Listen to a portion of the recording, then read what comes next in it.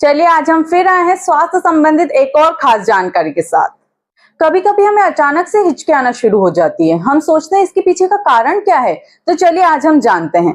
अमेरिकी सरकार का नेशनल इंस्टीट्यूट ऑफ हेल्थ की वेबसाइट पर छपी एक रिसर्च के मुताबिक किसी इंसान को सांस लेने में मदद करने वाली डायफ्रामेटिक और इंटरकोस्टल मांसपेशियों के सिकुड़ने से हिचकी आती है। इसके अलावा अधिक खाना खाने, बहुत तेजी से खाने, मसालेदार भोजन का सेवन और कार्बोनेटिक पेय पदार्थ पीने से भी हिचकी आ सकती है।